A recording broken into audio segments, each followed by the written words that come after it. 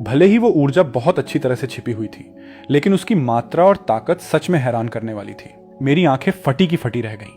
ये खून की ऊर्जा किसी पीक लेवल के Martial King Thunder Cloud Tiger से 10 गुना ज्यादा ताकतवर थी, बिल्कुल किसी लेट स्टेज मार्शल सॉवरेन जैसी।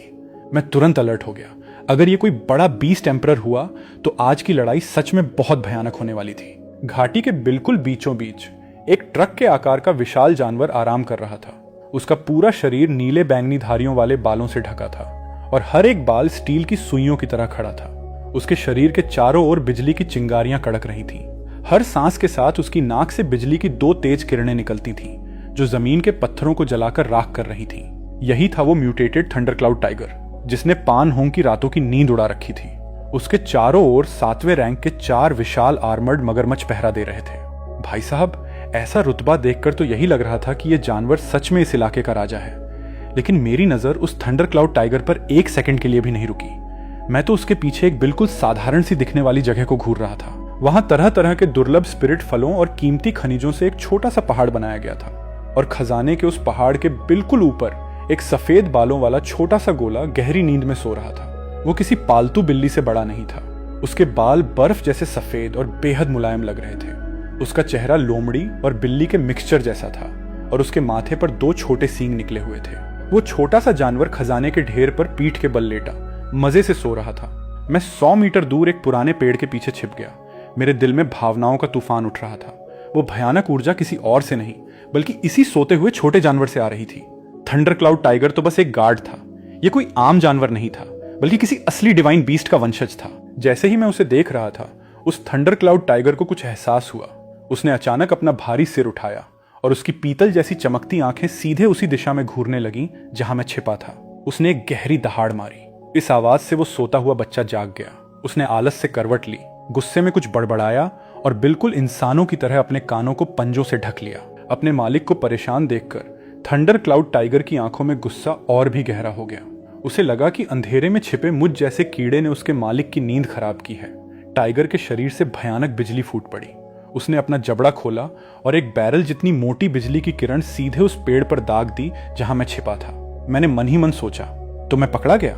मैंने एक ठंडी सांस ली। अब जब मेरी जगह का पता चल ही गया था तो छिपने का कोई मतलब नहीं था। मैंने मुस्कुराते हुए कहा, तू अपनी मौत को दावत दे रहा है।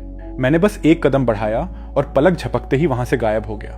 वो भयानक बिजली का वार पेड़ को तो चीर गया, लेकिन मेरे कपड़ों के एक धागे को भी नहीं छू पाया। अगले ही पल मैं घाटी के ऊपर हवा में खड़ा था। उस peak stage Martial King Thunder Cloud Tiger का सामना करते हुए मैंने अपनी उंगली तक उठाना जरूरी नहीं समझा। मैंने बस एक नजर डाली और आध्यात्मिक ऊर्जा की एक अदृश्य तलवार ने हवा को चीर दिया।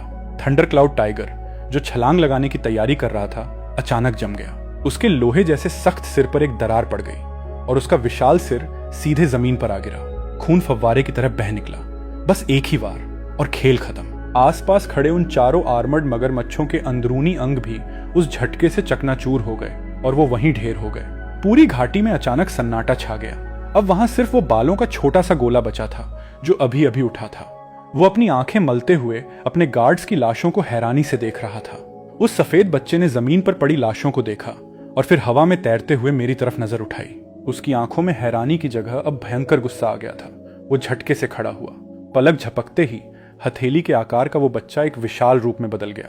उसके सफेद बाल शाही की तरह खड़े हो गए। उसके शरीर से मार्शल एम्परर लेवल की भयानक ऊर्जा फूट पड़ी।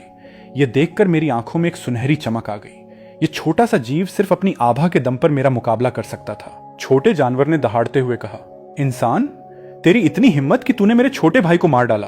अगले ही पल जो हुआ उसने सच में मेरे रोंगटे खड़े कर दिए। उस छोटे जानवर ने इंसानी भाषा में बात की थी।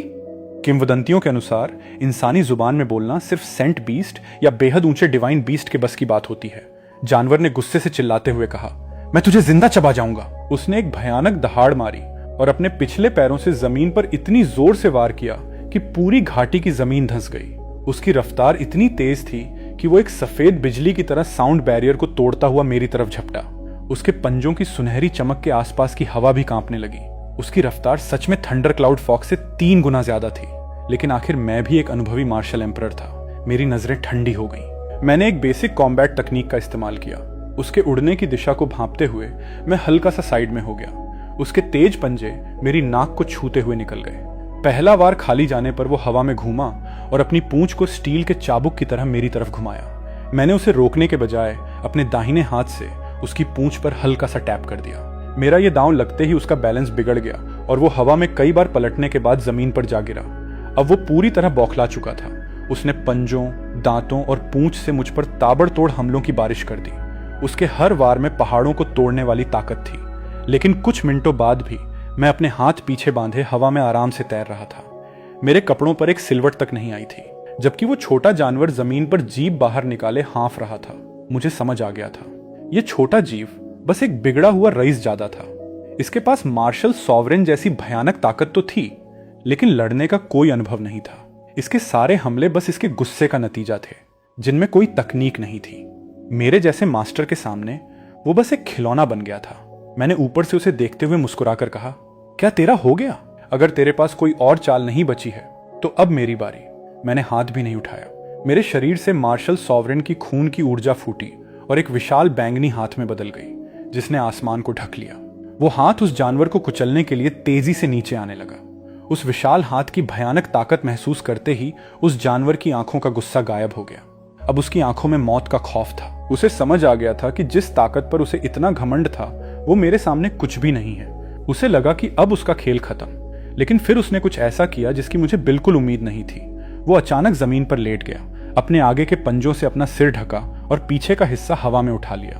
वो कांपते हुए जोर जोर से रोने लगा। हवा में मेरा वो भयानक हमला उसके सिर से बस कुछ ही इंच ऊपर रुक गया। भाई साहब, ये क्या था? कहां गई एक डिवाइन बीस्ट की शान? कहां गया वो कभी हार न मानने वाला जज्बा? मैंने अपनी ऊर्जा वापस खींची और धीरे धीरे उसके सामने उतरा। कांपते हुए उस रुई के गोले को देखकर मुझे हंसी आ रही थी।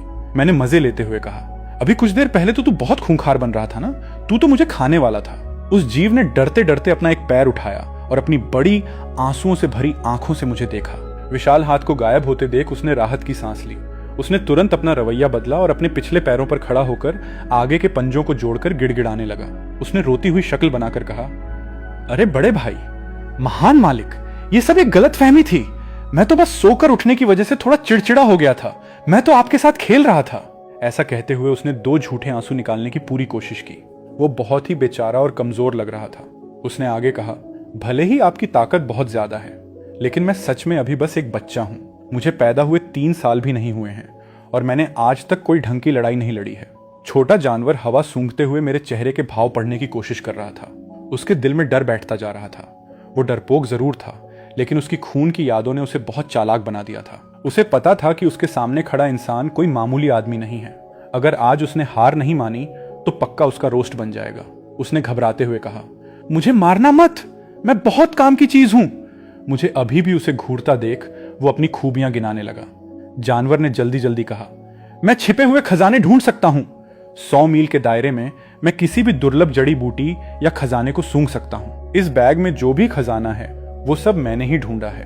और तो और मैं आने वाले खतरे को भी भांप सकता हूं। अगर 8 गली दूर भी कोई मुझे मारने की सोच रहा हो तो मुझे पता चल जाता है। ऊपर से मैं खाता भी बहुत कम हूं। मुझे पालना बहुत आसान है। उसकी बातें सुनकर मेरे अंदर का उसे मारने का इरादा खत्म हो चुका था। उसकी जगह अब मुझे उसमें दिलचस्पी आने लगी थी।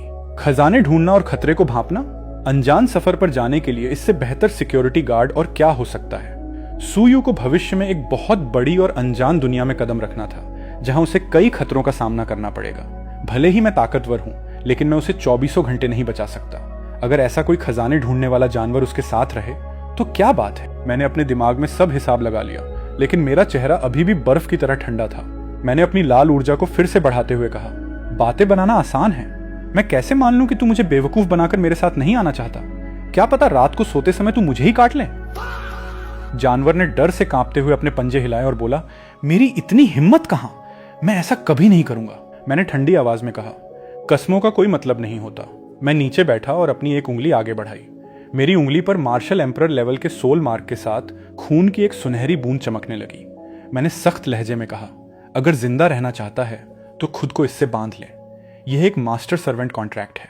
एक बार बंध जाने के बाद तेरी जिंदगी और मौत सिर्फ मेरी एक सोच पर निर्भर करेगी। अगर तूने कभी भी धोखा देने की सोची तो तू मरेगा ही, साथ ही तेरी आत्मा भी हमेशा के लिए मिट जाएगी। मेरी आवाज किसी शैतान की तरह लग रही थी। यह एक गुप्त तकनीक थी जो मैंने पिछले 2 महीनों में सीखी थी, लेकिन मुझे उम्मीद नहीं थी कि इसका इतनी जल्दी इस्तेमाल करना पड़ेगा। उस छोटे जानवर ने खून की उस बूंद को देखा। उसकी आंखों में थोड़ी झिझक थी। आखिर वो एक महान डिवाइन बीस्ट था। वो एक इंसान का पालतू कैसे बन सकता था? लेकिन फिर उसने पास पड़े थंडर क्लाउड टाइगर की ठंडी होती लाश को देखा और फिर मेरी खूंखार आंखों को देखकर उसने अपना सिर झुका लिया। जानवर ने उदास होकर अपनी छोटी सी गुलाबी जीभ बाहर निकाली और खून की उस बूंद को चाट लिया। हम दोनों के माथे पर एक पुराना निशान चमका और फिर गायब हो गया। कॉन्ट्रैक्ट पूरा हो चुका था। मुझे तुरंत अपनी चेतना में उसके साथ जुड़ा हुआ एक हल्का सा धागा महसूस हुआ। अब मैं जब चाहूं इस धागे से उसकी जान ले सकता था। मैं संतुष्टि से खड़ा हुआ, उस छोटे जानवर को उसकी गर्दन से उठाया और अपनी आंखों के सामने ले आया। मैंने मुस्कुराते हुए कहा, आज से तू मेरे साथ रहेगा, क्योंकि तू एकदम सफेद और किसी गोल मटोल गेंद जैसा है। इसलिए मैं तेरा नाम श्याओबाई रखूंगा। श्याओबाई के हाथ पैर लटक गए और उसकी आंखें ऐसी खाली हो गईं मानो उसने जिंदगी की सारी उम्मीद छोड़ दी हो। श्याओबाई सच में बहुत ही देहाती नाम था, लेकिन वो गुस्सा दिखाने की हिम्मत नहीं कर पाया और बस एक हल्की सी आवाज निकाल कर रह गया। तभी मुझे कुछ याद आया। पास पड़े स्पिरिट फलों और खनिजों की तरफ इशारा करते हुए मैंने पूछा, क्या ये सब तूने ढूंढे हैं? श्याओबाई ने जोर जोर से सिर हिलाया। ये वही खजाने थे जो उसने अपने नए मालिक को गिफ्ट में देने के लिए रखे थे। मैंने हाथ हिलाया और उन सारे बेशकीमती खजानों को अपनी स्टोरेज रिंग में डाल लिया। मैंने उसकी तारीफ करते हुए कहा, बुरा नहीं है। मैंने श्याओबाई के सिर को थपथपाया और उसे अपने कंधे पर उछाल लिया। मेरे चौड़े कंधे पर बैठकर श्याओबाई को एक अजीब सी शांति महसूस हुई और उसका डर खत्म होने लगा। उसे लगा कि यह इंसान थोड़ा खूंखार जरूर है, लेकिन इसके साथ रहना कोई बुरा सौदा नहीं है। कम से कम अब उसे किसी थंडर क्लाउड टाइगर को अपना नौकर बनाने के लिए शिकार तो नहीं करना पड़ेगा। इसके बाद हम दोनों एक रोशनी की किरण में बदलकर लुओक्सिया पर्वत श्रृंखला के दूर छोर पर गायब हो गए। अपने बीस्ट किंग को खोने के बाद पहाड़ों के सारे जंगली जानवर वापस अपनी पुरानी शांत स्थिति में लौट आए। ग्लैन बीस्ट अनडाइंग मैनर में मैं चुपचाप मैनर के गेट पर प्रकट हुआ। सिटी लॉर्ड पान होंग, जो हमेशा हजारों कामों में व्यस्त रहते थे, अभी भी गेट पर मेरा इंतजार कर रहे थे। मुझे बिना खून की एक भी बूंद के साफ सुथरे कपड़ों में वापस लौटते देख पान होंग की जान में जान आई। पान होंग ने दौड़ते हुए कहा, सीनियर, लुओक्सिया पहाड़ का वो बीस्ट किंग। मैंने शांत आवाज में जवाब दिया, जाओ और मार्शल आर्ट्स परीक्षा की तैयारी करो। ध्यान रहे कि कोई गलती नहीं होनी चाहिए। पान होंग खुशी से उछल पड़े। समझ गया, बहुत बहुत शुक्रिया सीनियर। वे मुझे झुककर प्रणाम करते हुए वहां से चले गए। पान होंग को भेजने के बाद मैं आराम करने विला में नहीं गया, बल्कि सीधा पिछले पहाड़ की तरफ निकल पड़ा। वहां का नजारा सच में खौफनाक था। अरीना पूरी तरह से तबाह हो चुका था और वहां 10 से ज्यादा बिजली वाले खूंखार जानवरों की लाशें बिखरी पड़ी थी। हवा में खून की तेज महक थी। लाशों के उस ढेर के बीच मेरा बेटा सूयू खड़ा था। उसकी शर्ट उतरी हुई थी, हाथ में एक एलॉय बैटल ब्लेड था और वो जोर जोर से हाँफ रहा था। हालांकि उसका शरीर ताजे घावों से भरा था, लेकिन उसकी आंखों में एक गजब की चमक थी। सूयू ने मुस्कुराते हुए कहा, पिताजी आप लौट आए। उसने अपने ब्लेड से खून झटका। मुस्कुराते ही उसका वो खूंखार कातिल रूप एकदम गायब हो गया और वो वापस सुबह की धूप जैसे चमकते हुए एक आम लड़के जैसा दिखने लगा। मैंने सिर हिलाते हुए कहा, बहुत बढ़िया। मैं उसकी तारीफ करने ही वाला था कि सूयू की नजर मेरे कंधे पर पड़े सफेद रुई के गोले पर गई। सूयू ने हैरानी से पूछा, पिताजी आपके कंधे पर यह क्या चीज है? वो लोमड़ी और बिल्ली जैसा दिखने वाला श्याओबाई मजे से लेटा था और उसके चेहरे पे ऐसा घमंड था मानो कह रहा हो कि मुझे डिस्टर्ब मत करो। ये क्या चीज है? सुनते ही श्याओबाई, जो अब तक मरने की एक्टिंग कर रहा था, भड़क गया। वो झटके से खड़ा हुआ, अपने आगे के पंजों को मेरे कंधे पर टिकाया और अपनी बड़ी आंखों से सूयू को घूरते हुए एक बच्चे जैसी लेकिन घमंडी आवाज में चिल्लाया, तेरी इतनी हिम्मत! तू किसे क्या चीज कह रहा है? तेरा पूरा खानदान क्या चीज है? मैं एक प्राचीन डिवाइन बीस्ट हूं, स्वर्ग और पृथ्वी से पैदा हुआ एक पवित्र जीव। इस देवता का अपमान करने के जुर्म में मैंने तुझे अपना नौकर बनाने का फैसला किया है। सूयू एकदम हैरान रह गया। उसने पलकें झपकाई, हथेली के आकार के उस बालों के गोले को देखा और फिर मेरे शांत चेहरे की तरफ देखा। सूयू ने पूछा, ये चीज बोल सकती है? क्या ये कोई डेमन स्पिरिट बन गया है? मैंने कंधे उचकाए और अपनी उंगली से श्याओबाई के माथे पर एक हल्की सी मार दी, जिससे वो लड़खड़ा गया। मैंने हंसते हुए कहा, यह एक छोटा सा जीव है जिसे मैंने लुओ पहाड़ों में काबू किया है। इसका नाम श्याओबाई है। इसके आकार पर मत जा। वो जो बीस्ट टाइड का खतरा था, जिसने पूरे शहर की नींद उड़ा रखी थी, वो इसी छोटी सी चीज की वजह से था। सूयू की आंखें फटी की फटी रह गईं। क्या? अब उसे सच में बहुत दिलचस्पी आ गई थी। वो नीचे बैठा ताकि उसकी आंखें मेरे कंधे पर बैठे श्याओबाई के बराबर आ सकें। सूयू ने चिढ़ाते हुए कहा, ओह, तो तुम एक डिवाइन बीस्ट हो? माफ करना भाई, बहुत बड़ी गलती हो गई। तो क्या अब से मैं तुम्हारे भरोसे कहीं भी सीना तान कर चल सकता हूं? श्याओबाई ने घमंड से अपनी ठुड्डी ऊपर उठाई। मेरी मार खाने के बाद भी वो अपने नौकर के सामने अपनी इज्जत कम नहीं होने देना चाहता था। उसने अपनी बड़ी सी पूंछ हिलाते हुए शान से कहा, यह भी कोई पूछने की बात है? जब तक तू मेरी बात मानेगा, भविष्य में यह देवता तुझे सबसे शानदार, मेरा मतलब है 100 मील के दायरे में मौजूद हर खूंखार जानवर की दावत उड़ाने ले जाएगा। इस छोटे से जीव की नकली ताकत देखकर सूयू जोर जोर से हंसने लगा, लेकिन उसे बहुत जल्द पता चलने वाला था कि इस पौराणिक जानवर की असली कीमत उसकी सोच से भी कहीं ज्यादा थी। अगले आधे महीने में यूंटिंग गार्डन की जिंदगी एकदम बदल गई।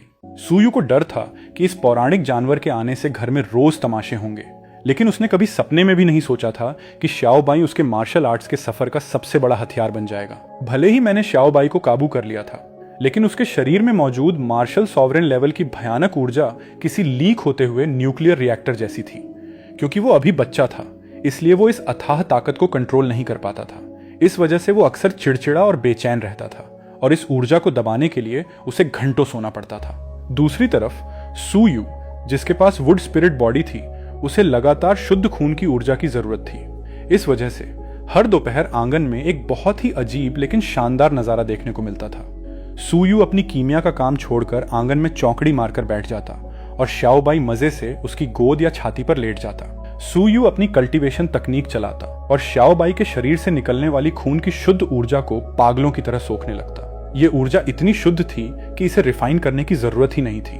वो सीधे सूयू के शरीर का हिस्सा बन जाती थी। इंसान और जानवर के बीच के इस अनोखे जुगाड़ को देखकर मेरे चेहरे पर मुस्कान आ जाती थी। ये कोई कल्टीवेशन नहीं था, बल्कि ये दो चीटर्स मिलकर गेम हैक कर रहे थे। श्याओबाई एक अनलिमिटेड पावर बैंक था और सूयू एक हाई स्पीड चार्जर। इन दोनों के मिलने से सूयू की तरक्की की रफ्तार इतनी तेज हो गई कि शब्दों में बयां करना मुश्किल था। तीसरे दिन सूयू ने जियानिटियन क्षेत्र की अंतिम सीमा को पार कर लिया। 7वें दिन वो ग्रैंड मास्टर क्षेत्र के बिल्कुल दरवाजे पर खड़ा था और 12वें दिन सूयू के शरीर से एक बेजोड़ ताकत का धमाका हुआ। ग्रैंड मास्टर क्षेत्र, एक 18 साल का ग्रैंड मास्टर। सूयू ने अपनी आंखें खोली। उसकी नजरों से सुनहरी रोशनी निकल रही थी। उसने अपनी मुट्ठी भींची और अपनी नई ताकत को महसूस करते हुए वो इतना खुश हुआ कि हवा से लगभग नीचे ही गिर पड़ा। सूयू ने खुशी से चिल्लाते हुए कहा, पिताजी, मैं ग्रैंड मास्टर बन गया, मैंने सच में कर दिखाया। नीचे जमीन पर श्याओबाई बुरी तरह थका हुआ पड़ा था। उसकी जीभ बाहर लटकी हुई थी। श्याओबाई ने हांफते हुए कहा, मैं पूरी तरह से निचड़ गया हूं। यह लड़का तो भुक्खड़ राक्षस है। इसने तो इस देवता को लगभग सुखा ही दिया था। और ठीक उसी पल जब सूयू ने ग्रैंड मास्टर क्षेत्र में कदम रखा, मैं दूसरी मंजिल की बालकनी पर बैठकर चाय पी रहा था। तभी मेरे दिमाग में वो आवाज गूंजी जिसका मुझे लंबे समय से इंतजार था। सिस्टम ने कहा, डिटेक्शन। सूयू ने कम समय में लगातार तरक्की करते हुए अर्ली स्टेज ग्रैंड मास्टर क्षेत्र हासिल कर लिया है। सिस्टम की जांच के अनुसार सूयू ने एक बड़ा कल्टीवेशन लेवल पार किया है। आपको ब्रेक थ्रू सिंक्रोनाइजेशन मिल रहा है।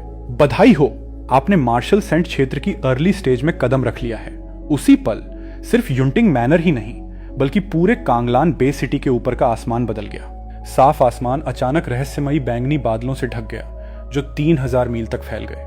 एक ऐसी महान और शाही आभा पूरे शहर पर छा गई जिसे शब्दों में नहीं बताया जा सकता था। मेरे शरीर से निकल रही इस भयानक ऊर्जा ने तुरंत पूरे शहर को अपनी चपेट में ले लिया। शहर का हर मार्शल आर्टिस्ट, चाहे वो ध्यान में बैठा हो या गहरी नींद में सो रहा हो, खौफ से कांप उठा। उन्हें महसूस हुआ कि उनके शरीर का खून और ऊर्जा अपने आप मैनर की दिशा में झुककर प्रणाम कर रहे हैं। बालकनी पर मैंने धीरे धीरे अपनी आंखें खोली। मार्शल सेंट क्षेत्र, यह अब सिर्फ शारीरिक ताकत नहीं थी, बल्कि आत्मा और ब्रह्मांड का मिलन था। अब मैं इस दुनिया की सबसे पुरानी और शुद्ध ऊर्जा के एक छोटे से हिस्से को कंट्रोल कर सकता था। यह वो ऊर्जा थी जो दुनिया की शुरुआत में बनी थी। मैंने एक गहरी सांस ली। भले ही मैंने 2 जन्म जिए थे, लेकिन खुशी के इस तूफान को मैं भी नहीं रोक पा रहा था। एक मार्शल सेंट होने का मतलब है सच में इस दुनिया के शिखर पर खड़ा होना। 500 साल की लंबी उम्र, एक ऐसा शरीर जो लगभग अमर है, और अब मैं अंतरिक्ष में भी उड़ान भर सकता था। मैंने नीचे उस बेवकूफ लड़के को देखा जो अभी भी ग्रैंड मास्टर बनने की खुशी में कांप रहा था। मेरे चेहरे पर एक प्यार भरी मुस्कान आ गई। मैंने मन ही मन कहा, एक 18 साल का ग्रैंड मास्टर सच में एक बहुत बड़ा टैलेंट है, लेकिन बेटा, तेरा बाप अब एक मार्शल सेंट है। मैंने उस खौफनाक आसमानी नजारे को वापस खींच लिया और फिर से एक आम अधेड़ उम्र के आदमी जैसा दिखने लगा। मैं दूसरी मंजिल से छलांग लगाकर सीधा सूयू के सामने उतरा। मैंने रात के आसमान में तारों को देखते हुए गहरी आवाज में कहा, सूयू। सूयू ने गंभीर होकर मेरी तरफ देखा। मैंने पूरी ईमानदारी से कहा, कल मार्शल आर्ट्स की परीक्षा है, बस अपना बेस्ट देना, लेकिन सबसे जरूरी बात, अपनी हिफाजत का सबसे पहले ध्यान रखना। खूंखार जानवरों को तो छोड़ ही दो, इस परीक्षा में सबसे बड़ा खतरा तुम्हें इंसानों से ही होगा। सुयू ने बड़े आराम से कहा। समझ गया पिताजी, मैं कल पूरा ध्यान रखूंगा। मैंने झुंझलाते हुए सुयू के सिर पर एक हल्की सी चपत लगाई। खाक समझ गया। इस आवाज से पास बैठा श्याओबाई चौंक गया, जो मजे से मुर्गे की टांग चबा रहा था। सुयू ने अपना सिर पकड़ते हुए उदास चेहरे के साथ कहा, पिताजी आपने ऐसा क्यों किया? मैंने गुस्से से कहा, तू ग्रैंड मास्टर बन गया है, फिर भी पिट रहा है और फिर भी शिकायत कर रहा है। मैं तुझे सिर्फ इसलिए मार रहा हूं ताकि तुझे यह सबक याद रहे। मैं पालथी मारकर बैठ गया और बहुत गंभीर होकर बोला, ये मत सोचना कि ग्रैंड मास्टर बनने के बाद तू इस दुनिया में अजेय हो गया है। ये दुनिया तेरी सोच से भी कहीं ज्यादा बड़ी है। मैंने अपना होलोग्राफिक प्रोजेक्टर ऑन किया, जिसमें कई सीक्रेट फाइल्स दिख रही थी। मैंने कहा, मैंने कुछ खास सूत्रों से सच्चाई का पता लगाया है। तुझे क्या लगता है इस साल इतने सारे बाहरी उम्मीदवार हमारे बेस पर क्यों आए हैं? क्या सिर्फ इसलिए कि कांगलान ने हाल ही में कुछ नए स्पेस जंप पॉइंट बनाए हैं? मैंने नक्शे पर लाल निशानों की तरफ इशारा करते हुए भारी आवाज में कहा, इनमें से ज्यादातर उम्मीदवार मंगल ग्रह से आए हैं। सुयू ने अपनी भौहें सिकोड़ते हुए पूछा, मंगल ग्रह? आज के जमाने में मंगल ग्रह अब वो पुराना सूखालाल रेगिस्तान नहीं रह गया था। सैकड़ों साल पहले जब पृथ्वी के संसाधन खत्म हो रहे थे, तो बेहतरीन तकनीक और अथाह पैसे वाले कुछ अमीर लोगों ने मंगल ग्रह पर जाकर अपनी एक अलग और बहुत एडवांस दुनिया बसा ली थी। यह कहना गलत नहीं होगा कि मंगल ग्रह के इंसान आज के फेडरेशन के सबसे बड़े रईस थे। मैंने ठंडी हंसी हंसते हुए कहा, बिल्कुल, वो लोग जो खुद को इंसानों की सबसे बेहतरीन नस्ल मानते हैं। भले ही उनकी तकनीक बहुत एडवांस है और वो लोग ताकत बढ़ाने वाले जेनेटिक सीरम को पानी की तरह पीते हैं, लेकिन जंगली जानवरों का सामना न करने की वजह से उनके बच्चों को असली लड़ाई का कोई अनुभव नहीं होता। मैंने अपनी बात आगे बढ़ाई, इसलिए फेडरेशन के खतरनाक और मुश्किल सिलेक्शन प्रोसेस को पास करने के लिए मंगल ग्रह के कई रईस परिवार अपने बच्चों को परीक्षा देने के लिए पृथ्वी पर भेजते हैं। वो दिखावा करते हैं कि वो यहाँ यूनिवर्सिटी के एग्जाम देने या अपने पुश्तैनी घरों को देखने आए हैं, लेकिन असल में वो यहाँ पृथ्वी के उम्मीदवारों की सीट छीनने आते हैं। मेरी आंखों में एक ठंडी चमक आ गई। और तो और, ये बिगड़े हुए अमीरजादे बहुत बेरहम होते हैं। इनकी नजर में पृथ्वी के लोग जंगल के जानवरों से ज्यादा कुछ नहीं है। पिछले सालों में ऐसी कई घटनाएं हुई हैं जहां पृथ्वी के उम्मीदवारों को लूटा गया या उन्हें इतना पीटा गया कि वो जीवन भर के लिए अपाहिज हो गए। मैंने सुयू को देखा, मेरी आवाज एकदम भारी हो गई थी। मुझे इस बात की चिंता नहीं है कि तू उन्हें हरा नहीं पाएगा। मुझे बस ये डर है कि तू उन पर दया दिखाएगा और खुद अपना नुकसान करवा बैठेगा। लेकिन एक बार जब तू एग्जाम हॉल में घुस जाए, तो चाहे वो मंगल ग्रह से हो या बुध ग्रह से, अगर वो तुझ पर हमला करने की जुर्रत करें तो उन्हें बिना किसी दया के कुचल देना। यह सुनकर सुयू का खून खौल उठा। वो पृथ्वी के लोगों को सिर्फ अपने चढ़ने की सीढ़ी समझते थे। सुयू ने अपनी मुट्ठियां इतनी जोर से भींची कि उसकी उंगलियों से कड़कने की आवाज आने लगी। उसके चेहरे पर एक खतरनाक और कॉन्फिडेंट स्माइल आ गई। सुयू ने कड़क आवाज में कहा, आप बेफिक्र रहिए पिताजी, मुझे कोई फर्क नहीं पड़ता कि वो कहां से आए हैं। अगर उन्होंने मुझे छेड़ने की हिम्मत की तो मैं उन्हें ऐसा सबक सिखाऊंगा कि वो जिंदगी भर पछताएंगे। अगली सुबह जैसे ही सूरज की पहली किरण आसमान में चमकी, नंबर 1 हाई स्कूल के गेट पर लोगों का सैलाब उमड़ पड़ा। सुरक्षा घेरा 3 किलोमीटर लंबा था। हथियारों से लैस सिटी डिफेंस आर्मी पूरी मुस्तैदी से खड़ी थी। बाहर खड़े अनगिनत माता पिता की आंखों में उम्मीद चमक रही थी। आम परिवारों के लिए यह martial arts college entrance exam ही अपनी किस्मत बदलने और आसमान छूने का इकलौता मौका था। मैं सिटी लॉर्ड द्वारा गिफ्ट की गई लिमिटेड एडिशन लग्जरी कार चलाते हुए सुयू और उसके कंधे पर बैठे तोते, मेरा मतलब है श्याओबाई को लेकर पहुंचा। मैंने चुपचाप वीआईपी गेट पर कार खड़ी कर दी। मैंने सुयू के कंधे थपथपाते हुए कहा, जाओ, पिताजी तुम्हारा बाहर इंतजार करेंगे। सुयू ने सिर हिलाया। वो काले कपड़ों में बहुत ही चुस्त और शांत लग रहा था। जैसे ही वो कार से बाहर निकला, कई छात्रों ने उसे पहचान लिया। एक लड़के ने फुसफुसाते हुए कहा, उधर देखो, वो सुयू है, वही मशहूर यंग मास्टर सू, जिसके बारे में कहा जाता है कि उसके पिता कोई बहुत बड़े और छुपे हुए योद्धा हैं। दूसरे ने चुप कराते हुए कहा, अपनी आवाज नीची रख। सुयू ने लोगों की बातों पर कोई ध्यान नहीं दिया और सीधा स्कूल के गेट की तरफ चल पड़ा। लेकिन जैसे ही वो गेट के अंदर कदम रखने वाला था, साफ आसमान अचानक काला पड़ गया। आसमान से एक बहुत ही विशाल मशीन नीचे उतरने लगी। तेज आंधी चलने लगी और धूल का एक बड़ा गुबार उठ खड़ा हुआ। हवा इतनी तेज थी कि कई उम्मीदवार और उनके माता पिता जमीन पर गिर पड़े। यहां तक कि स्कूल के गेट पर लगा इलेक्ट्रॉनिक बोर्ड भी टूटकर बिखर गया। लोग खौफ से चिल्लाने लगे, ये क्या हो रहा है? ऊपर आसमान में देखो। सबने डर के मारे सिर उठाया और देखा कि बादलों का सीना चीरते हुए 15 से ज्यादा बेहद एडवांस और खौफनाक प्राइवेट स्पेसक्राफ्ट स्कूल के ऊपर मंडरा रहे हैं। वो किसी लोहे के विशाल राक्षसों की तरह लग रहे थे। उनके नीले थ्रस्टर्स से इतनी तेज गर्मी निकल रही थी कि आसपास की हवा भी कांपने लगी थी। ये मंगल ग्रह के प्राइवेट स्पेसक्राफ्ट थे। तभी स्पेसक्राफ्ट के लाउडस्पीकर से एक बेहद घमंडी और ठंडी आवाज गूंजी, जिनका इस परीक्षा से कोई लेना देना नहीं है। तुरंत एरिया खाली कर दें। उन्हें नीचे खड़ी उस भारी भीड़ की रत्ती भर भी परवाह नहीं थी। स्पेसक्राफ्ट धीरे धीरे स्कूल के पास वाली एक खाली जमीन पर उतरे, जिसे खास तौर पर उनके लिए खाली करवाया गया था। उनके भारी वजन से जमीन पर बड़े बड़े गड्ढे पड़ गए। दरवाजे एक फुफकार के साथ खुले और अंदर से सफेद रंग की ठंडी भाप निकलने लगी। एक एक करके silver white nano combat suit पहने हुए कई जवान लड़के लड़कियां बाहर निकले। उनके चेहरे पर अमीरी और घमंड साफ झलक रहा था। लड़के लंबे और हैंडसम थे और लड़कियां ऐसी खूबसूरत थीं जैसे किसी ने उन्हें संगमरमर से तराशा हो। परीक्षा की लाइन में लगने के बजाय वो अपने दरवाजों पर खड़े होकर धूल में सने पृथ्वी के लोगों को ऐसे देख रहे थे मानो चिड़ियाघर में जानवरों को देख रहे हों। एक सुनहरे बालों वाले लड़के ने अपनी नाक सिकोड़ते हुए और नफरत से कहा, क्या यही पृथ्वी है? हवा में इतनी धूल है कि सांस लेना भी मुश्किल है। एक लाल बालों वाला लड़का अपने हाथ में एक लेजर खंजर घुमाते हुए बोला, क्या कर सकते हैं, सहना ही पड़ेगा। मेरे पिता के अलावा और कौन मुझे इस कचरे वाली जगह पर नंबर 1 रैंक लाने के लिए भेजता? उसकी आंखों में नीचे खड़ी भीड़ के लिए सिर्फ तिरस्कार था। लाल बालों वाले लड़के ने फिर कहा, ये लोग जिन्हें जीनियस कहते हैं वो तो अभी भी ज्यानिटियन क्षेत्र की शुरुआती स्टेज में ही हैं। कितना बोरिंग है। मैं भीड़ के बाहर खड़ा था। मेरी आंखें थोड़ी सिकुड़ गईं। मेरी आध्यात्मिक शक्ति ने उन सबको स्कैन किया और उनके इस फालतू घमंड को महसूस किया। मैं मन ही मन हंसा। वो लगभग 50 लोग थे और उनमें से 1/3 के पास ग्रैंड मास्टर लेवल की ऊर्जा थी। हालांकि उनमें से ज्यादातर ने दवाइयां खाकर यह ताकत हासिल की थी, इसलिए पृथ्वी के छात्रों के मुकाबले उनका बेस कमजोर था। फिर भी वे ताकत में पृथ्वी के उन छात्रों से बहुत आगे थे जो अभी भी सिर्फ खून की ऊर्जा को ही रिफाइन कर रहे थे। इसमें कोई शक नहीं था कि मंगल ग्रह के संसाधन पृथ्वी से 1000 गुना बेहतर थे। तभी आसमान में एक और भारी और गूंजती हुई आवाज सुनाई दी। एक बेहद शानदार और लंबी स्टारशिप, जिसका पूरा बाहरी हिस्सा स्टारलाइट गोल्ड से बना था, धीरे धीरे नीचे उतरी।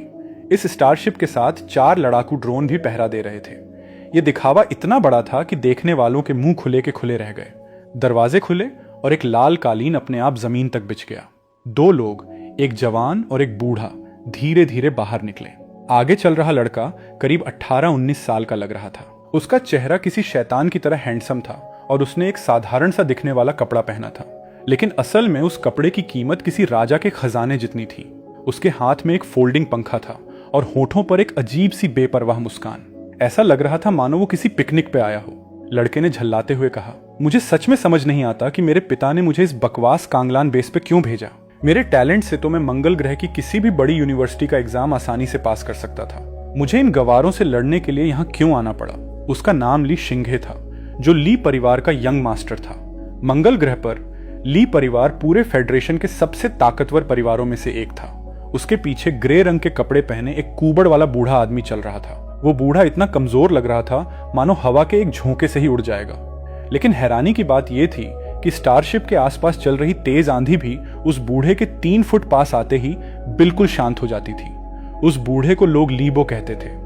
बूढ़े ने अपनी भारी और फटी हुई आवाज में कहा, यंग मास्टर, बड़ों के फैसलों के पीछे हमेशा कोई ना कोई वजह होती है। उसने आगे समझाया, भले ही पृथ्वी अब पहले जैसी नहीं रही, लेकिन यह इंसानों का असली घर है जहां अनगिनत रहस्य और खजाने छिपे हैं। और तो और ऐसा लगता है कि फेडरेशन के पहले स्टार सेक्टर के बड़े अफसर पृथ्वी पर छिपे हुए टैलेंट की तलाश कर रहे हैं। यहाँ के मौके मंगल ग्रह से किसी भी तरह से कम नहीं है।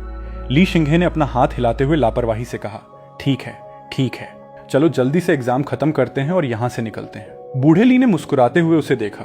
उसकी बूढ़ी आंखों में अपने यंग मास्टर के लिए बहुत प्यार था। लेकिन जैसे ही वो अपनी नजरें हटाकर यंग मास्टर को एग्जाम हॉल में ले जाने वाला था, तभी उस बूढ़े की आंखें अचानक फटी की फटी रह गईं। उसके शरीर से एक अदृश्य मानसिक तूफान उठा और पूरे इलाके में फैल गया। उसकी नजरें भीड़ को संभाल रहे सिटी लॉर्ड पान होंग से गुजरी, मंगल ग्रह के उन जीनियस लड़कों को पार किया और सीधा भीड़ के कोने में खड़े मुझ पर आकर टिक गईं। मैं अपनी गाड़ी के सहारे खड़ा था और श्याओ बाई मेरे कंधे पर बैठा था। जिस पल बूढ़े ली ने मेरी तरफ देखा, मैंने भी अपना सिर उठाया।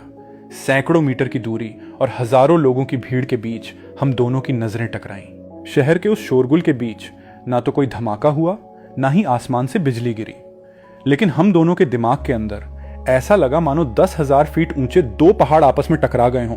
बूढ़े ली के कदम वहीं रुक गए। उसकी मुड़ी हुई कमर झटके से सीधी हो गई। उसकी बूढ़ी और धुंधली आंखों में एक भयानक चमक आ गई और वो मुझे लगातार घूरने लगा। उस बूढ़े मार्शल सेंट के दिल में एक भयानक तूफान उठ खड़ा हुआ था। उसने मन ही मन सोचा, ये छोटी सी और बेकार सी जगह जहां पहुंचने के लिए नक्शे को कई बार जूम करना पड़ता है। यहाँ एक मार्शल सेंट कैसे छिप सकता है? उसे मेरी आभा किसी गहरे समंदर जैसी लग रही थी। भले ही मैंने अपनी ताकत छिपा रखी थी, लेकिन उस हल्की सी झलक ने ही उस बूढ़े मार्शल सेंट के पसीने छुड़ा दिए थे। आगे चल रहे ली शिंघे को कुछ गड़बड़ लगी तो वो रुक गया और पीछे मुड़कर हैरानी से पूछा, क्या हुआ? बूढ़े ली ने एक गहरी सांस ली, अपने शरीर में उबलते हुए खून और ऊर्जा को बड़ी मुश्किल से दबाया और फिर अपनी नजरें मुझसे हटा ली। बूढ़े ली ने बेहद गंभीर आवाज में कहा, कुछ नहीं यंग मास्टर। मुझे बस ये उम्मीद नहीं थी कि इस छोटे से तालाब में कोई असली ड्रैगन छिपा होगा। उसने चेतावनी देते हुए कहा, यंग मास्टर, याद रखिएगा, इस परीक्षा में अपना घमंड थोड़ा कम रखिएगा। यह जगह उतनी सीधी नहीं है जितनी दिखाई दे रही है। ली शिंघे हैरान रह गया। उसने पहली बार उस दिशा में देखा जहां ली बो घूर रहा था, लेकिन उसे वहां सिर्फ एक साधारण सा अधेड़ उम्र का आदमी दिखा जो एक सफेद बिल्ली को सॉसेज खिला रहा था। ली शिंघे ने सोचा कि यह बूढ़ा बस बातें बना रहा है। उसने कोई ध्यान नहीं दिया और सीधा एग्जाम हॉल की तरफ बढ़ गया। दूसरी तरफ मैं आराम से सॉसेज छीलकर अपने कंधे पर बैठे श्याओ बाई को खिला रहा था। मेरे चेहरे पर एक हल्की सी मुस्कान थी। मैंने मन ही मन सोचा, मार्शल सेंट? मंगल ग्रह के उस बूढ़े में ताकत तो ठीक ठाक है, लेकिन अफसोस, उसकी खून की ऊर्जा इतनी कमजोर है कि वो सिर्फ एक अर्ली स्टेज मार्शल सेंट ही है। मैंने अपने हाथों से बचे हुए टुकड़े झाड़े और एग्जाम हॉल में जाते हुए सूयू की पीठ को देखता रहा। सुबह की धूप थोड़ी तेज हो गई थी, तभी 1 घंटे की साफ आवाज हवा में गूंज उठी। स्कूल के गेट, जो 2 घंटे से बंद थे, धीरे धीरे खुले और परीक्षार्थी किसी बाढ़ की तरह बाहर निकल पड़े। उस अचानक हुए शोरगुल ने सुबह की शांति को भंग कर दिया। ज्यादातर मार्शल आर्ट्स के छात्रों के लिए यह किताबी परीक्षा सिर्फ एक वार्म अप थी। हालांकि यह जरूरी थी, लेकिन इससे जिंदगी और मौत का फैसला नहीं होता था। इस दुनिया में जहां सिर्फ ताकतवर की ही चलती है, वहां अगर आपने मार्शल आर्ट्स की सारी किताबें रट भी ली हों, लेकिन जंगल में किसी खूंखार जानवर ने एक बाइट मार ली, तो सब कुछ खत्म हो जाता है। एक लेवल 1 के जानवर को मारना 10 सही सवालों का जवाब देने से ज्यादा कीमती माना जाता है। छात्र 3-3 के ग्रुप में खड़े थे। कुछ परेशान थे तो कुछ निराश। वहीं दूसरी तरफ मंगल ग्रह के वो रईसजादे अभी भी अपना घमंड दिखा रहे थे। उन्होंने पृथ्वी के छात्रों से बात करना तो दूर, उनकी तरफ देखना भी जरूरी नहीं समझा। उस भीड़ में से सूयू बहुत ही शांत और सधे हुए कदमों से बाहर निकला। उसके चेहरे पर कोई तनाव नहीं था। ऐसा लग रहा था मानो वो कोई बड़ी परीक्षा देकर नहीं, बल्कि किसी आम टेस्ट से लौटा हो। सूयू ने मुझे पेड़ के सहारे सुस्ती से खड़ा देख लिया। मैंने मुस्कुराते हुए श्याओ बाई को उसके हवाले किया, जो मेरे कंधे पर गहरी नींद में सो रहा था। सूयू ने श्याओ बाई के सफेद बालों को सहलाते हुए कहा, आप बेफिक्र रहिए पिताजी, वो सवाल बहुत ही आसान थे, वो तो बस जनरल नॉलेज थी। मैंने सिर हिलाते हुए कहा, बहुत बढ़िया, चल पिताजी, तुझे एक शानदार दावत खिलाते हैं। दोपहर में होने वाली असली लड़ाई की परीक्षा पूरे 26 घंटे तक चलेगी। उस दौरान तुम्हें उसी भयानक जंगल में खाना पीना और जिंदा रहना होगा। अगर तुम्हारे पास ताकत नहीं हुई तो वहां टिकना नामुमकिन है। हम दोनों बाप बेटे ने एक शांत सा रेस्टोरेंट ढूंढा और हाई एनर्जी वाले विदेशी जानवरों के मीट से बने कई स्टेक ऑर्डर किए। टेबल पर अपना स्टेक काटते हुए मैंने बिल्कुल कैजुअल तरीके से कहा, अभी एग्जाम हॉल के बाहर मैंने मंगल ग्रह से आए उन छात्रों को देखा था। भले ही उनमें से ज्यादातर की ताकत अभी कच्ची है, लेकिन कईयों ने ग्रैंड मास्टर क्षेत्र की पहली सीढ़ी पार कर ली है। और उनमें से एक लड़का जो पक्का किसी बहुत अमीर परिवार से है, वो तो लेट स्टेज ग्रैंड मास्टर बन चुका है। सूयू के हाथ अचानक रुक गए और उसकी आंखों में हैरानी की एक चमक आ गई। Late stage grand master? 18 साल की उम्र में लेट स्टेज ग्रैंड मास्टर होना सच में एक जीनियस होने की निशानी थी। मैंने मुस्कुराते हुए कहा, लेकिन डरने की कोई जरूरत नहीं है। मेरी नजरें एकदम गहरी और शांत हो गईं। मैंने कहा, अगर वो ग्रैंड मास्टर हैं तो तू भी एक ग्रैंड मास्टर है। और सबसे बड़ी बात, तेरे पास वो खास कियोस शरीर है और तूने वो खतरनाक तकनीकें भी सीख ली हैं जो मैंने तुझे सिखाई हैं। अगर सच में नौबत लड़ाई तक आ गई तो ये कोई नहीं बता सकता कि कौन जिंदा बचेगा और कौन मरेगा। मैंने उसे सख्त लहजे में चेतावनी दी, बस एक बात याद रखना, एक बार एग्जाम के मैदान में उतरने के बाद खुद के अलावा किसी पर भरोसा मत करना, खास तौर पर मंगल ग्रह वालों पर। सूयू ने मीट का आखिरी टुकड़ा निगला। उसकी आंखों में किसी शिकारी जैसी ठंडी चमक आ गई। उसने दृढ़ता से कहा, मैं समझ गया पिताजी, अगर वो मुझसे पंगा नहीं लेंगे तो मैं भी उन्हें कुछ नहीं कहूंगा, लेकिन अगर उन्होंने मेरा रास्ता काटने की कोशिश की तो चाहे वो मंगल ग्रह से हों या बुध ग्रह से, मैं उन पर कोई रहम नहीं खाऊंगा। दोपहर के 2 बज चुके थे। हम शांगलो बेस से 10 किलोमीटर दूर आयरन फॉरेस्ट के किनारे पर थे। ये वो सीमा थी जहां इंसानी दुनिया खत्म होती थी और खूंखार जंगली जानवरों का खौफनाक जंगल शुरू होता था। वहां के पुराने और विशाल पेड़ आसमान को छू रहे थे, जिन्होंने सूरज की रोशनी को भी रोक रखा था। दूर से जानवरों की भयानक दहाड़ें गूंज रही थीं, जो किसी की भी रूह कंपा दें। सारे परीक्षार्थी बफर जोन में जमा हो चुके थे। हर एक इंसान की कलाई पर एक काले रंग का मेटल का ब्रेसलेट बंधा हुआ था। यह कोई आम ब्रेसलेट नहीं था, बल्कि हेवनली आई टर्मिनल डिवाइस था। मुख्य परीक्षक एक ऊंचे प्लेटफॉर्म पर खड़ा था और उसकी भारी आवाज किसी विशाल घंटे की तरह पूरे मैदान में गूंज रही थी। मुख्य परीक्षक ने जोर से कहा, यह ब्रेसलेट सिर्फ तुम्हारे जिंदा रहने के आंकड़े और तुम्हारे किल पॉइंट्स ही रिकॉर्ड नहीं करेगा, बल्कि इसमें माइक्रोस्कोपिक सेंसर और एक डिस्ट्रेस सिग्नल ट्रांसमीटर भी लगा हुआ है। थोड़ा रुककर मुख्य परीक्षक ने आगे चेतावनी दी, अगर तुम्हें कोई ऐसा खतरा दिखे जिससे तुम नहीं लड़ सकते तो सीधा लाल बटन दबा देना। एक परीक्षक तुरंत तुम्हें बचाने आ जाएगा, लेकिन याद रहे, मदद मांगने का मतलब है कि तुम इस परीक्षा से बाहर हो जाओगे। उसी समय आसमान में मुट्ठी के आकार के हजारों सिल्वर रंग के गोले किसी मधुमक्खी के छत्ते की तरह उड़ने लगे। ये हेवनली आई ड्रोन थे, जो हर एक परीक्षार्थी के सिर के ऊपर मंडरा रहे थे। मुख्य परीक्षक ने गर्व से कहा, यह ड्रोन फेडरेशन की तकनीक का सबसे बेहतरीन नमूना है। ये किसी भी इलाके में नजर रख सकते हैं, थर्मल इमेजिंग कर सकते हैं और तुम्हारी लड़ने की ताकत का अंदाजा भी लगा सकते हैं। तुम्हारी हर एक हरकत कमांड सेंटर में लाइव दिखाई देगी। और भाई साहब, इसी वक्त कांगलान बेस की सबसे ऊंची दीवार के अंदर बने एक शानदार कमांड रूम का नजारा ही कुछ और था। वहां की पूरी दीवार पर एक बहुत बड़ी स्क्रीन लगी थी, जो हजारों छोटे हिस्सों में बंटी हुई थी और परीक्षा का लाइव प्रसारण दिखा रही थी। कमरे के बीच में गोल मेज के चारों तरफ 5 लोग पहले से ही बैठे हुए थे। सिटी लॉर्ड फान होंग ने घबराहट छिपाते हुए कहा, सुपरवाइजर झांगी, इस साल के बच्चों का स्तर काफी अच्छा लग रहा है ना? फेडरेशन के सुपरवाइजर झांग यी ने मुस्कुराते हुए कहा, सिटी लॉर्ड फान, आप बहुत दयालु हैं। फान होंग अंदर ही अंदर काफी डरा हुआ था। पिछले सालों में यहाँ सिर्फ वही एक ग्रैंड मास्टर होता था, लेकिन इस बार मंगल ग्रह से बहुत सारे लोग आए थे और पूरा कमरा मार्शल एम्परर लेवल के लोगों से भरा हुआ था। तभी कमांड रूम का दरवाजा खुला और एक स्टाफ मेंबर बड़े ही सम्मान के साथ ग्रे रंग के कपड़े पहने एक आदमी को अंदर लेकर आया। फान होंग की आंखें चमक उठी और वो तुरंत खड़ा हो गया। फान होंग ने खुशी से कहा, सीनियर सू, आपका स्वागत है। सू को देखकर झांगी भी समझ गया कि यह कोई मामूली इंसान नहीं है। झांगी ने हाथ मिलाते हुए कहा, मैं फेडरेशन का सुपरवाइजर झांगी हूं, आपसे मिलकर खुशी हुई। सू ने हल्की सी हामी भरी और उसकी नजर चुपचाप बैठे मंगल ग्रह के ली खानदान के बुजुर्ग लीबो पर जाकर टिक गई। लीबो ने भी अपनी आंखें खोली और दोनों के बीच बिना कुछ बोले ही एक अजीब सी शांति छा गई। 2 मार्शल सेंट एक दूसरे को बस अपनी आंखों से तौल रहे थे। सू बड़े आराम से एक खाली कुर्सी पर जाकर बैठ गया। झांगी ने माहौल हल्का करने के लिए कहा, भाई सू, चलिए मैं आपका सबसे परिचय करवाता हूँ। ये हैं सुपरवाइजर डू, ये सुपरवाइजर ली और ये हैं मंगल ग्रह के ली खानदान के एल्डर। सू ने अनजान बनने का नाटक करते हुए कहा, अरे वाह, ली खानदान, मैंने तो सोचा भी नहीं था कि ली खानदान वाले पृथ्वी की इस छोटी सी परीक्षा को इतनी अहमियत देंगे।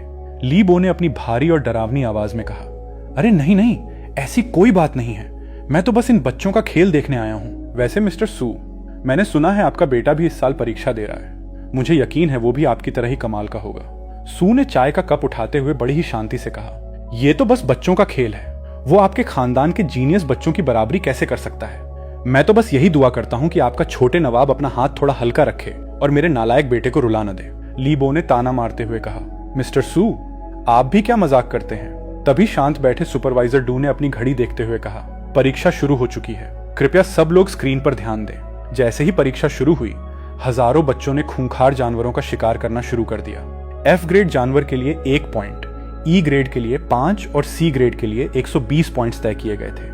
किसी और का ब्रेसलेट छीनने पर उसके आधे पॉइंट्स मिल जाते, लेकिन हमारा हीरो सुयू बाकी पागलों की तरह जानवरों के पीछे नहीं भागा। उसने बस अपने ऊपर उड़ते ड्रोन को देखा और एक अजीब सी मुस्कान दी। अगले ही पल वो किसी तीर की तरह जंगल में गायब हो गया। उसकी स्पीड इतनी तेज थी कि ड्रोन को हाई स्पीड मोड ऑन करना पड़ा। कुछ ही देर में उसके सामने एक लोहे की पीठ वाला भालू आ गया। ये जानवर अपनी मजबूत चमड़ी के लिए जाना जाता था और अच्छे अच्छे लोगों के पसीने छुड़ा देता था। भालू ने इंसान की महक सूंघी और एक भयानक दहाड़ मारी, लेकिन सुयू ने अपनी तलवार म्यान से निकाली तक नहीं। उसने तो बस एक लंबी जम्हाई ली। सुयू ने अपना सिर हिलाते हुए कहा, कितना कमजोर है। भालू गुस्से में पागल होकर सुयू की तरफ दौड़ा। जैसे ही भालू का पंजा सुयू के सिर पर पड़ने वाला था, सुयू ने बिना किसी फालतू नाटक के सीधा एक मुक्का भालू के सीने पर जड़ दिया। हवा में एक जोरदार धमाका हुआ। कई टन भारी वो भालू हवा में उड़ता हुआ 10 मीटर दूर जाकर गिरा। उसकी पसलियां चकनाचूर हो चुकी थीं और एक ही झटके में उसका खेल खत्म हो गया। सुयू बिना उस लाश को देखे वहां से बड़ी शान से आगे बढ़ गया। यह पूरा नजारा कमांड रूम की स्क्रीन पर साफ दिखाई दे रहा था। सारे सुपरवाइजर एकदम सन्न रह गए। झांग यी ने हैरान होते हुए कहा, इस लड़के की ताकत तो किसी भी आम इंसान से कहीं ज्यादा है।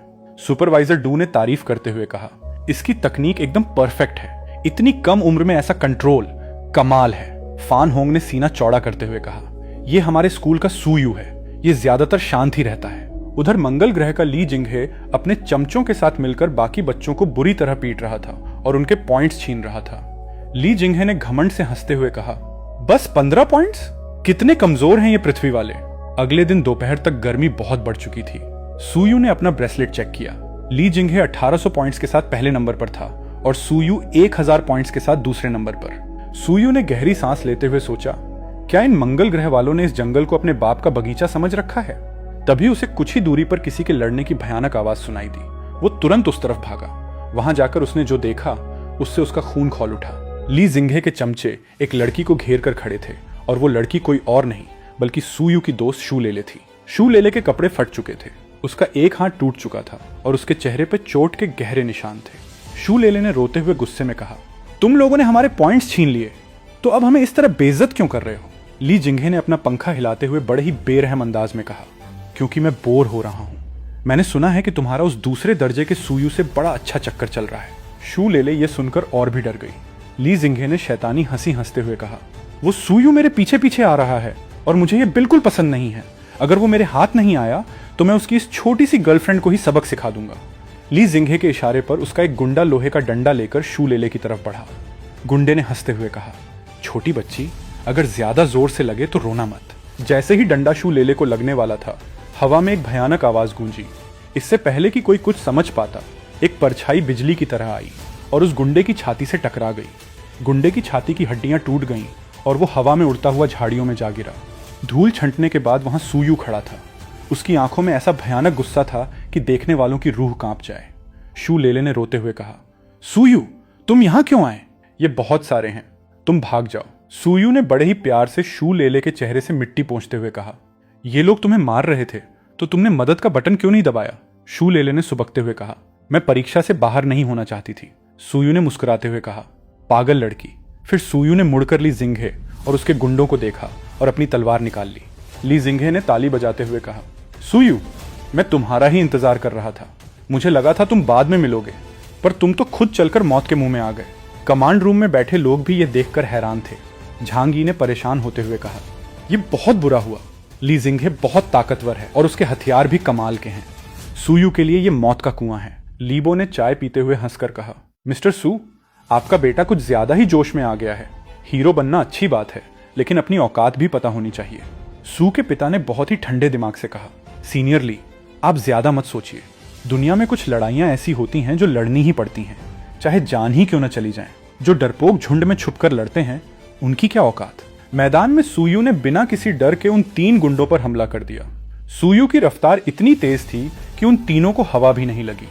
एक ही झटके में सूयू ने तीनों को धूल चटा दी। ली जिंगहे ने गुस्से में आगे बढ़ते हुए कहा, अब मुझे ही कुछ करना होगा। ली जिंगहे ने अपने हाथ में एक चमकता हुआ नीले रंग का ग्लव पहना और सीधा सूयू के चेहरे पर मुक्का मारा। एक भयानक धमाका हुआ और सूयू कई कदम पीछे खिसक गया। ली जिंगहे ने घमंड से हंसते हुए कहा, कैसा लगा? तुम्हारे पास है ही क्या जिससे तुम मुझसे लड़ सको? क्या इस टूटी हुई तलवार से मुझे मारोगे? अगले ही पल ली जिंगहे ने सूयू की तलवार पर जोरदार वार किया और वो तलवार 2 टुकड़ों में टूट गई। शू लेले ने चीखते हुए कहा, सूयू, बच के! ली जिंगहे ने सूयू की छाती पर एक और जोरदार मुक्का मारा और सूयू हवा में उड़ता हुआ जमीन पर जा गिरा। उसके मुंह से खून बहने लगा। ली जिंगहे ने हंसते हुए कहा, बिना हथियार के तुम क्या उखाड़ लोगे? सूयू ने अपने मुंह से खून पोंछा और अचानक वो जोर जोर से हंसने लगा। सूयू ने अपनी लाल आंखें उठाते हुए कहा, तुमने बिल्कुल सही कहा, ताकत में मैं तुम्हारा मुकाबला नहीं कर सकता, लेकिन तुम्हें किसने कहा कि मेरे पास सिर्फ दर्द है? ली जिंगहे को कुछ अजीब लगा, लेकिन उसने अपनी पूरी ताकत लगाकर सूयू को खत्म करने का फैसला किया। उसने एक और भयानक मुक्का सूयू की छाती पर दे मारा, लेकिन इस बार कोई हड्डी टूटने की आवाज नहीं आई। ली जिंगहे को ऐसा लगा जैसे उसका हाथ किसी दलदल में फंस गया हो। सूयू ने उसका हाथ कसकर पकड़ लिया और एक शैतानी आवाज में कहा, मैंने तुम्हें पकड़ लिया है। अगले ही पल ली जिंगहे के शरीर की सारी ताकत तेजी से सूयू के शरीर में जाने लगी। ली जिंगहे ने घबराते हुए कहा, ये क्या है? तुम क्या कर रहे हो? मुझे छोड़ो। वो जितना तड़पता, उसकी ताकत उतनी ही तेजी से खत्म हो रही थी। कुछ ही सेकंड में ली जिंगहे एक कमजोर बुजुर्ग जैसा हो गया और सूयू की ताकत कई गुना बढ़ गई। सूयू ने ली जिंगहे का हाथ छोड़ते हुए कहा, अब मेरी बारी है। सूयू ने अपनी पूरी ताकत से ली, जिंघे की छाती पर एक ऐसा मुक्का मारा कि उसका कीमती कवच कागज की तरह फट गया। ली जिंघे के मुंह से फव्वारे की तरह खून निकला और वो 30 मीटर दूर जाकर 3 बड़े पेड़ों को तोड़ता हुआ जमीन पर गिर पड़ा। उसकी सारी अकड़ हवा हो चुकी थी और उसकी आंखों में सिर्फ खौफ था। मंगल ग्रह का सबसे बड़ा जीनियस एक आम पृथ्वी वाले से हार चुका था। कमांड रूम में बैठे ली बो के हाथ में चाय का कप टूटकर बिखर गया। वो अपनी जगह से उछल पड़ा। ली बो ने हकलाते हुए कहा, ये कौन सी तकनीक है? सू के पिता ने मुस्कुराते हुए कहा, सीनियर ली, इतनी जल्दबाजी मत कीजिए, बच्चे हैं, खेलते समय थोड़ी बहुत चोट तो लग ही जाती है। मैदान में सूयू ने ली जिंघे का ब्रेसलेट छीन लिया और बाकी डरे हुए गुंडों से भी उनके सारे पॉइंट्स ले लिए। अब सूयू 3050 पॉइंट्स के साथ पहले नंबर पर था। परीक्षा खत्म होने का अलार्म बज चुका था। जब सूयू और शू लेले वापस बेस पर पहुंचे तो वहां पूरा जश्न का माहौल था। हर कोई सूयू का नाम चिल्ला रहा था। शू लेले ने खुशी से उछलते हुए कहा, सूयू, तुमने रिकॉर्ड तोड़ दिया है, तुम सबसे महान हो। ली जिंघे भी किसी तरह वहां पहुंचा, लेकिन लोगों को सूयू की तारीफ करते देख वो गुस्से से पागल हो गया। ली जिंघे ने अपने कमरे में जाकर पागलों की तरह सामान तोड़ना शुरू कर दिया। ली जिंघे ने चीखते हुए कहा, ली बो, मुझे वो सूयू मुर्दा चाहिए, मैं उसके पूरे खानदान को खत्म कर दूंगा। ली बो चुपचाप खड़ा सब देख रहा था। ली जिंघे ने ली बो का कॉलर पकड़ते हुए कहा, तुम एक मार्शल सेंट हो, मैं तुम्हें हुक्म देता हूं कि अभी जाकर उस सूयू को मार डालो, वरना मैं अपने पिता को बता दूंगा कि तुमने मेरी कोई मदद नहीं की। ली बो ने गहरी सांस लेते हुए कहा, छोटे नवाब, आप फिक्र मत कीजिए, मैं आज रात ही उस कांटे को रास्ते से हटा दूंगा। इतना कहकर ली बो वहां से गायब हो गया। रात हो चुकी थी और सूयू अपनी दोस्त शू लेले के साथ बाजार में आइसक्रीम खा रहा था। शू लेले ने मुस्कुराते हुए कहा, सूयू, आज तुम पहले से कहीं ज्यादा हैंडसम लग रहे थे। सूयू ने हंसते हुए कहा, तो क्या मैं पहले हैंडसम नहीं था? तभी उनके पीछे से एक जानी पहचानी आवाज आई। सू के पिता ने मजाक करते हुए कहा, अरे वाह, लड़की अच्छी है, मार्शल आर्ट्स में भी काफी तेज लग रही है।